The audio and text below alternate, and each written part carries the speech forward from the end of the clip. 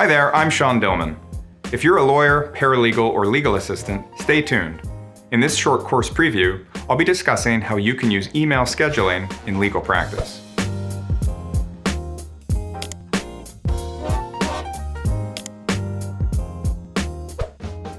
Before I show you exactly how to schedule email delivery, I'll tell you a story to explain why I became inspired to start doing it. I once had a client who hired me to act for him in a wrongful dismissal case. At the time, I didn't work with a dedicated assistant, so I was communicating directly with him by email. Although I found that he was a nice client, I started noticing that he responded to my emails after only a few minutes had passed. No matter if I sent him an email at 8 in the morning or 2 in the afternoon, he'd respond only a few minutes later. While I understood that he had recently been terminated from his job and was eager to proceed with his claim, I found his use of email to be problematic for a few reasons.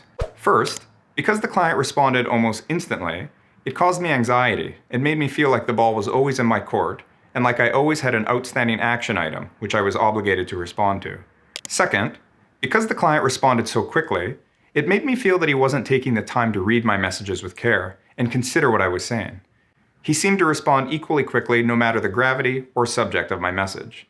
Third, I found it to be distracting that I almost always had a message from this particular client in my inbox.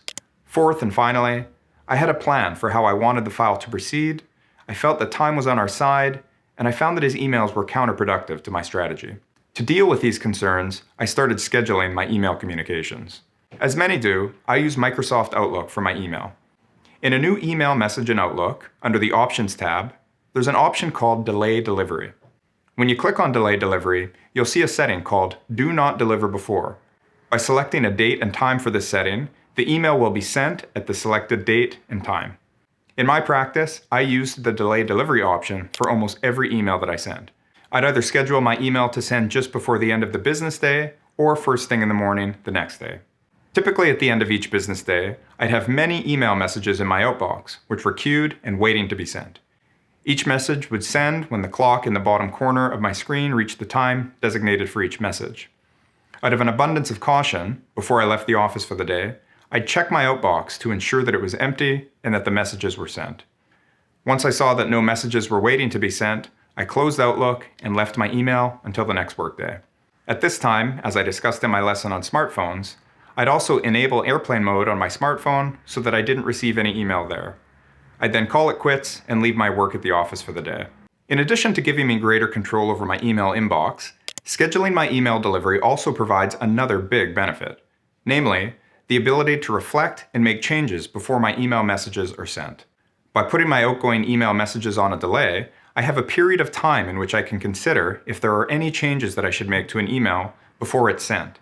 For example, if I receive an email in the morning, draft a response, and set it to send at the end of the day, many hours will pass before my response email is actually sent.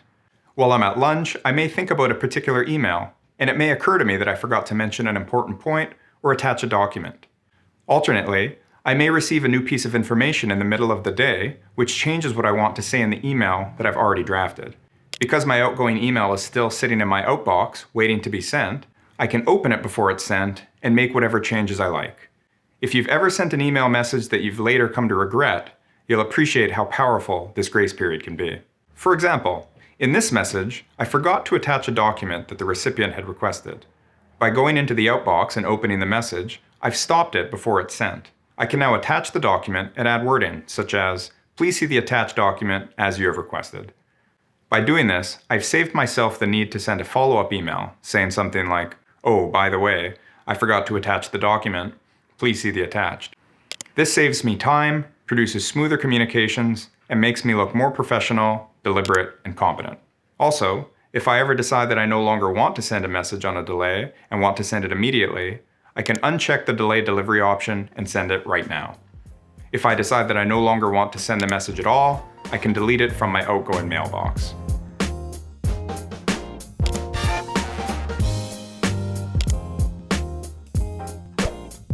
Thank you for watching. I hope that I was able to provide you with some useful information that you can put into use today. If you liked this video and found it to be helpful, please comment below, leave a like, and subscribe to this channel. For more information about me and the full version of this course, please use the below link to visit me at my website.